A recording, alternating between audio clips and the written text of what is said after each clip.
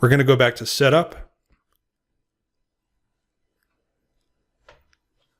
And what I want to do is, I mentioned before clock synchronizing. Okay, so if I go to the clock tab, we do not want to do an automated clock check.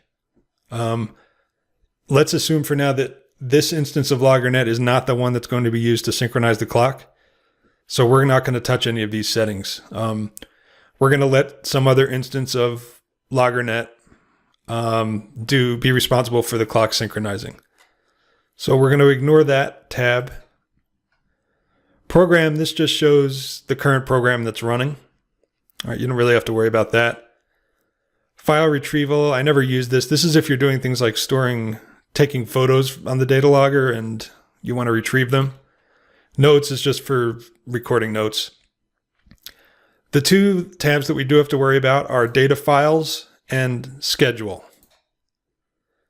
All right. Let me start with, let's see, what do I want to start with? We're going to go with schedule first. All right. Now, collect schedule. This means, I mentioned a while back, one of the main roles of LoggerNet is to both connect to the data logger and also to collect data from the data logger. And so the data logger, as I mentioned, is recording these new values every 20 seconds. The schedule has nothing to do with the 20 seconds. The schedule is where you tell LoggerNet how frequently you want it to talk to the data logger and collect all the data that it has not collected yet. All right. So let's say, for example, we know that there's new data coming into the data logger every 20 seconds. Now, it takes a few seconds for that data logger to collect the data, but it's going to give all that data a timestamp at 20-second intervals. So, for example, it's 10:23, or it's really local time, Gulf Standard Time. It's 2:23 and 55 seconds. So, in 2 seconds at 00, the next 20-second set of measurements being stored by the data logger will have a timestamp of 2:24 and 0 seconds. And then the next one will be 2:24 and 20 seconds, and so on. But in reality, what happens is that, so at 20 seconds here, it's going to take a few seconds for the data logger to complete all its measurements. And when it's done taking all those measurements and storing the data, that's when the data is printed into the memory on the data logger and is available for collection by LoggerNet. So usually what I do is if we're on a 20-second interval and it takes a few seconds, and we want to collect the data every 20 seconds using LoggerNet, I will use an offset of 10 seconds. So meaning the 25 and 00 second data is not going to be available for us for collection until maybe, I don't know, 4 or 5 or 6 seconds after that interval. But at 10 seconds after, we can be pretty sure it's ready for us. So by entering a 10 here in what they call the base date and time, that indicates that we want to do our scheduled collection at 10, or we want to, okay. I guess the best way to think of this is think of the base time in combination with the collection interval. So let's say we want to collect the data every 20 seconds because we know that we're on a 20-second interval when new data is available. This base time indicates that we don't want to start, our base time is not 00 seconds, it's 10 seconds. So our interval will then be 10 seconds, 30 seconds, 50 seconds. And then the next minute will be 10, 30, 50 seconds, and so on. So instead of it being 0, 20 seconds, and 40 seconds, we're going 10, 30, 50. All right. Now, LoggerNet's going to attempt to make the data collection every 20 seconds.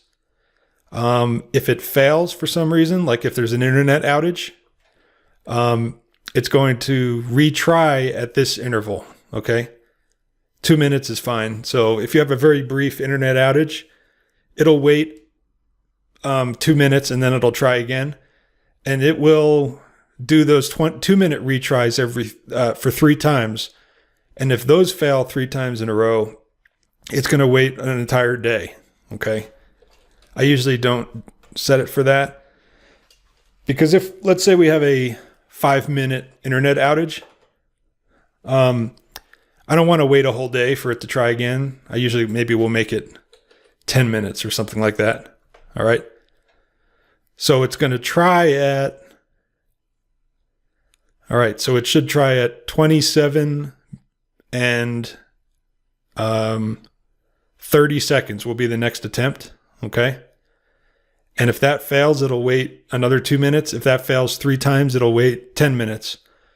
But the very important thing to realize here is that when let's say we have not collected new data from the logger for a day, as long as there's enough storage in memory on the data logger, LoggerNet will, the next time it's able to connect, it will catch up and it will collect all the data that it didn't previously collect. So as long as there's enough memory and you've not collected data for a day, it'll collect an entire day's worth of the 20-second data the next time we attempt. Okay. That's something that makes these data loggers different than other data acquisition systems, in that they do have a internal storage, okay, which can help you get through outages. All right. You know what? I'm going to disable secondary retry interval enabled. That means you can disregard this 3 and this 10 minutes, and it's just going to keep trying to connect every 2 minutes. It's just going to use the primary retry interval. We're going to leave the rest of these as the default. And for now, I'm going to leave scheduled collection enabled unchecked. We're going to come back to this and check it when we're ready to start our scheduled collection. Okay. So for now, I'm not going to click apply yet. When I move to the data files tab, and if I made some changes here and then clicked apply, it would apply the changes we made to the data files tab, as well as the changes that I just made to the schedule tab. All right. Now the data files tab, what we say here, the purpose of this is to indicate which of these data tables, there's 6 data tables being stored in the data logger, which of these we want to include in our scheduled collection. All right. So the ones that have a red X, we're not going to collect. Okay, you can see it's unchecked for those 3, but these 3, hourly, min 15, and per scan, that box is checked. So when LoggerNet collects the data, it's not going to collect the data for these X'd tables here, but it will for these 3 checked ones. All right, to keep things simple, I'm going to uncheck scheduled collection for hourly and min 15, and we're only going to collect data for the per scan table. All right. Next option here is, what do we want our output file name to be? All right. Now, I'm going to change this to .csv, just because that's the standard name for a comma separated value text file. If I went back and said click default file name, it would change it back to .dat. Either one is fine. CSV is just the standard. And you can see where it's storing it in our default working directory, documents, Campbell Sci LoggerNet. So that's where we want to go to look at our data that we've collected into a CSV. File output option. We want to, every time we collect new data, we want the data to be appended to the end of our existing file. You can, depending on your workflow for processing the data, you could use these other options, but we're going to stick with the default, which is to append. And we want the output format. I usually pick short header. So this is, by the way, you can look at the help for any of this stuff. It's pretty context sensitive. So if we want to, if you're wondering, well, what do they mean by short header or long header? It's usually not that hard to find those items. Let's see if we can find it here.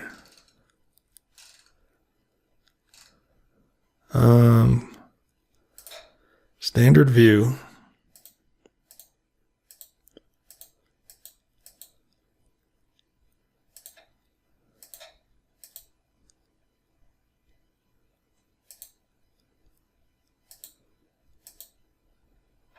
Okay, device-specific setup information. Pack bus data loggers. The options that are available depend on what type of data logger you have. So that's why we had to go down to device-specific. So the CR1000 has the options that we've seen.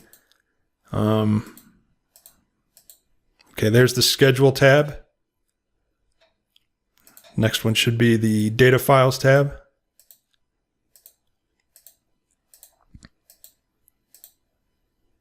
All right, data files tab. And output format. Okay, so here's where they talk about what each of these formats, how they define each of these, okay? So that's just how you would look up the help for the setup utility. The help system works the same for all the LoggerNet clients. All right, so we'll go with short header.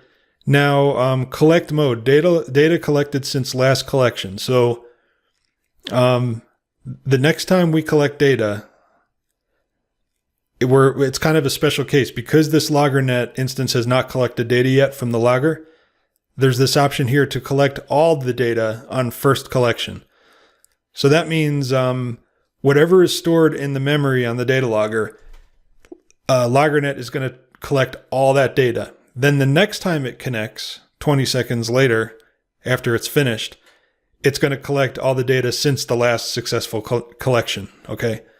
And then every subsequent connection it makes, it's going to keep collecting the last bit of data that it doesn't have yet.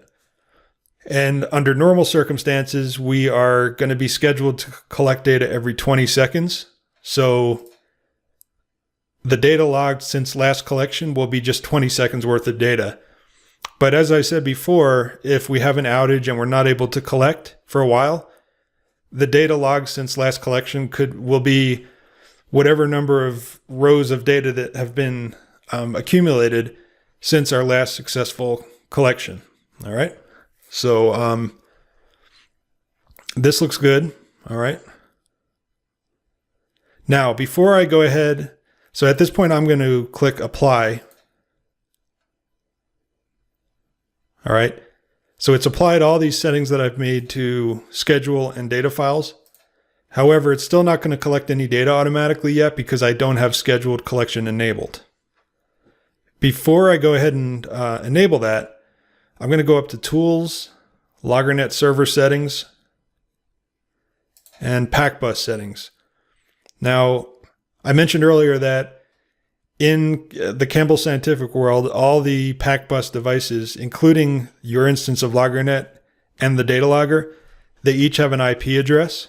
A Pack Bus port with a Pack Bus ID or a Pack Bus address. So in our case, we have LoggerNet. So when the data logger sees a request come in from LoggerNet, it's coming from Pack Bus port 4094, which is this instance of LoggerNet. Now, if each of the three instances of LoggerNet that are connecting to this data logger each use 4094, we're going to have a collision if they both try to connect to the data logger at the same time. So it's very important to change this to to have an agreement among your different LoggerNet instances to use a different Pack Bus port, so we don't have these collisions. And that's item C here. I'm going to go with 4040. I know I'm not using 4040, and I doubt TRC is. It just should be some number between 4000 and 4094, I believe. All right, so 4040. Apply. By the way, this just says PAC bus port. That name comes from right here. If we change this to Eco House PAC bus port, you'll see that name appear up here. Oops, I need to apply that.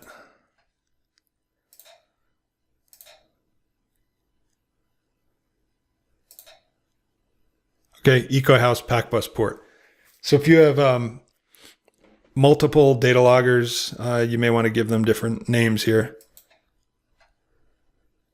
All right. So this is the PAC bus port for our station. We could do the same thing here for IP port. We can just name it Eco House. Oops.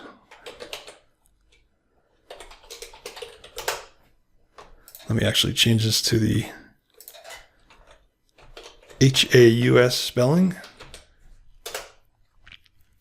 Click apply.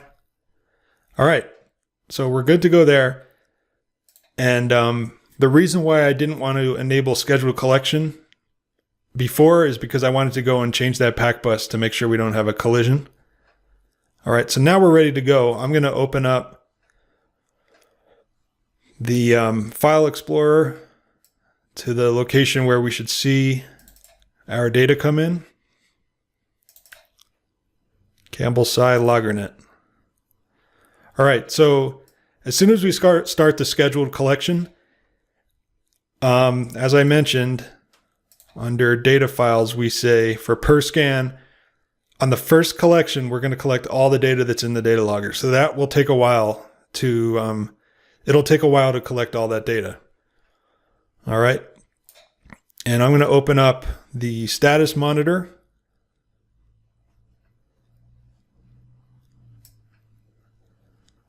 Okay, so right now for Eco House, we are offline and the schedule is off for scheduled collection. As soon as I, let me minimize this a little bit, actually.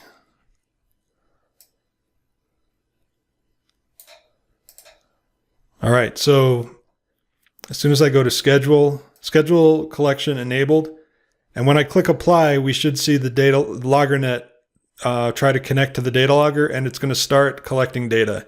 So we'll see these numbers change over here on the right. All right, so apply. Okay, it's online now. And we actually have an issue. Let's see. It looks like it connected briefly and then disconnected. So we're going to have to try to figure out what that problem was, but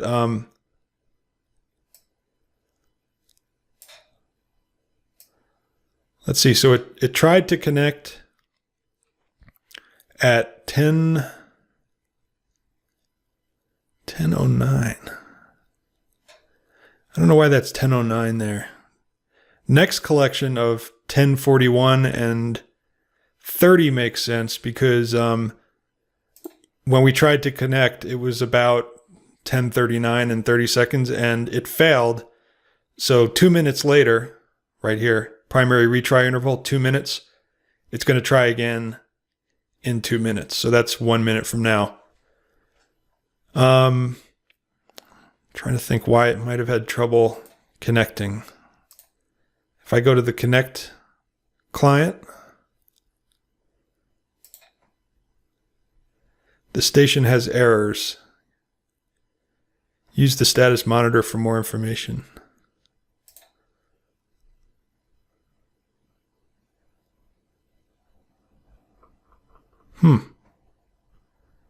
Okay, it says encryption is required.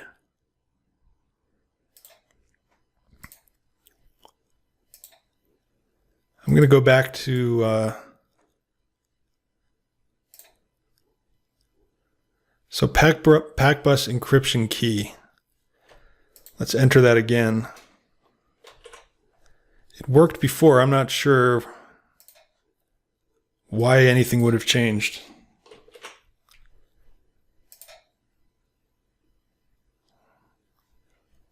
Okay, we'll apply there.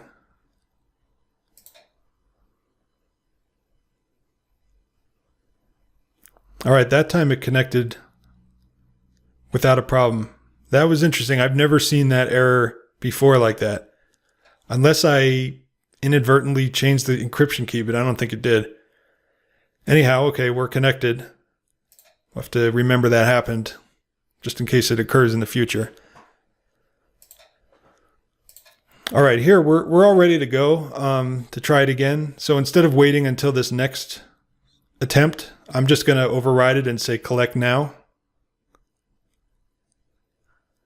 Okay, so we're online.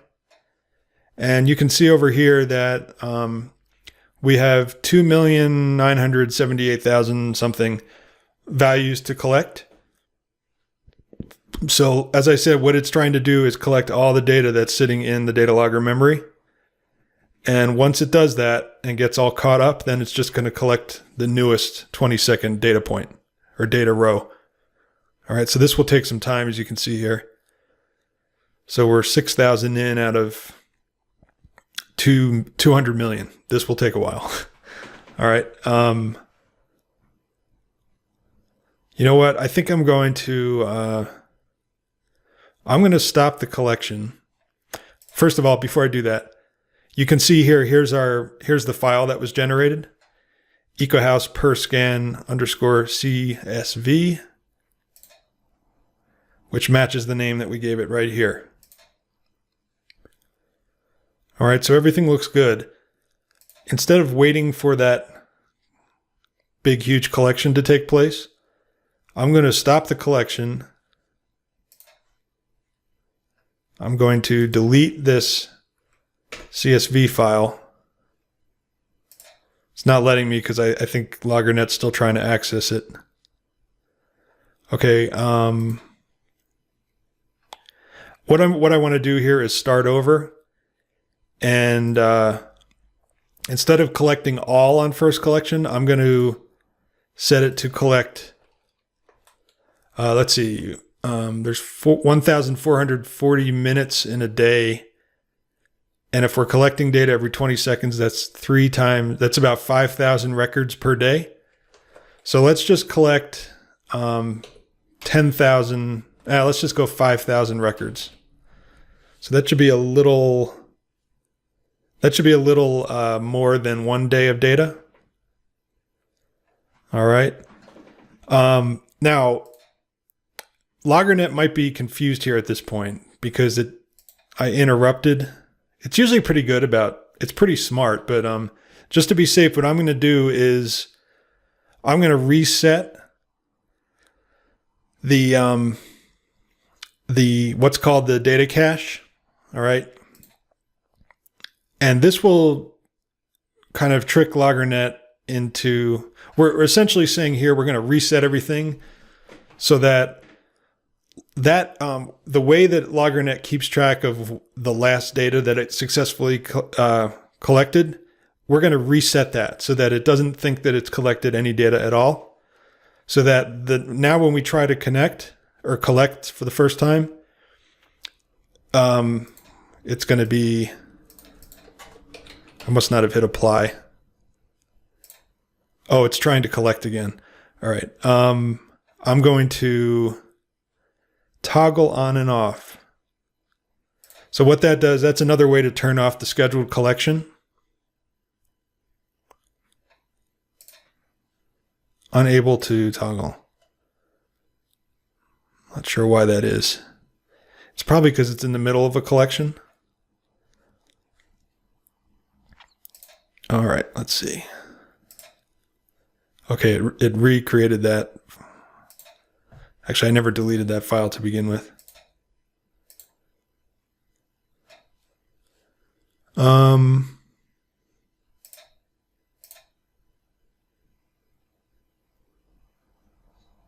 I'm unsure why we're not able to interrupt. You can see that stop collection is grayed out here. Not sure why that is.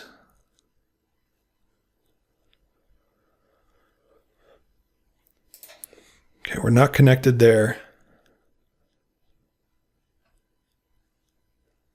So if you remember before, we were able to stop the collection. Now I'm trying to pause the schedule. Let's see if that works. Okay, so it's paused the collection. I'm going to try again to reset.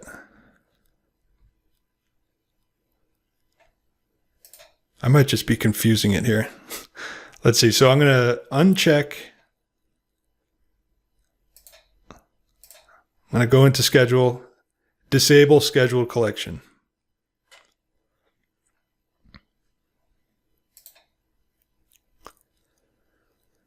And I'm going to reset.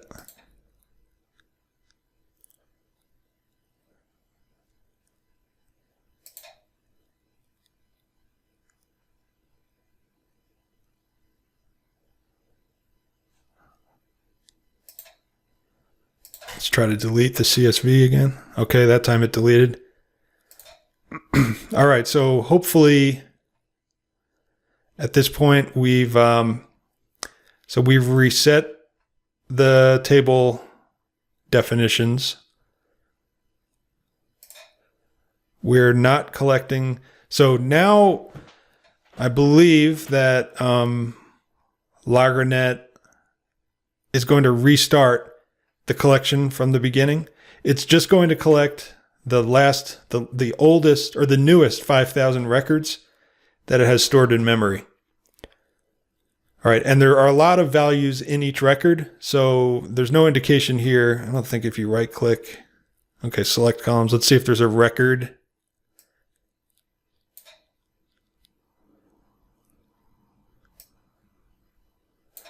Okay, so there's no record numbers collected, it's just values. Okay, but it should be about a day's worth of data that we collect. All right, I'm going to, okay, schedule collector. I'm going to unpause the schedule. There we go. Okay. So now we have a much smaller number here, 625,000. So that seems to have worked. So in this CSV file, we should end up with a little more than 1 day's worth of data. And it should be the most recent 1 day, or 5,000. Really, it's, to be precise, it's 5,000 20-second interval records. Okay. And this will still take a while, but not quite as long. So I'm going to pause this video and come back when it's ready to complete or after it's completed.